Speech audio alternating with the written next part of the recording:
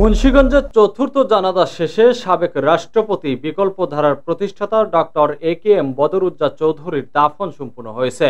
রবিবার দুপুর 2:30টার দিকে মুন্সিগঞ্জের শ্রীনগর কেসি ইনস্টিটিউট মাঠে বি চৌধুরীর চতুর্থ জানাজা অনুষ্ঠিত হয়। ওই জানাজায় 5 শতাধিক লোক অংশগ্রহণ করেন।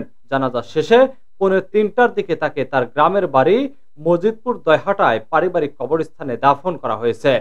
এর আগে একই দিন রবিবার সকাল 10টার দিকে শ্রীনগর উপজেলা স্টেডিয়ামে হাজারো মানুষের উপস্থিতিতে বি চৌধুরীর তৃতীয় জানাজা অনুষ্ঠিত হয়।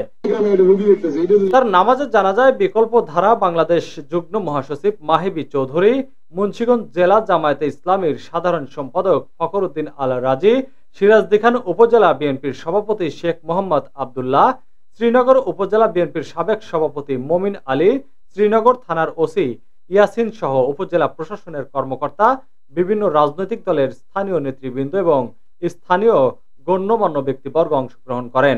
তার পরিবার সূত্রে জানা গেছে, তার ইচ্ছে অনুযায়ী তাকে গ্রামের বাড়ির পারিবারিক কবরস্থানে সমাহিত করা হয়েছে। উল্লেখ্য, শুক্রবার দিবাগত রাত 2:45টায় ঢাকার Uttara women's medical college and হসপিটালে চিকিৎসাধীন অবস্থায় তিনি মারা যান। মৃত্যুকালে তার বয়স হয়েছিল 94 বছর। তিনি স্ত্রী হাসিনা ওয়ার্দা চৌধুরী, এক ছেলে ও 2 মেয়ে রেখে গেছেন।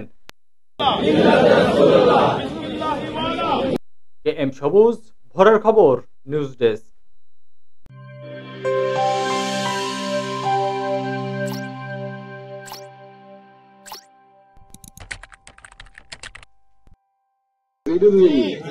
আঙুল দিয়ে পেটের মধ্যে ঢুকুতে পারতো।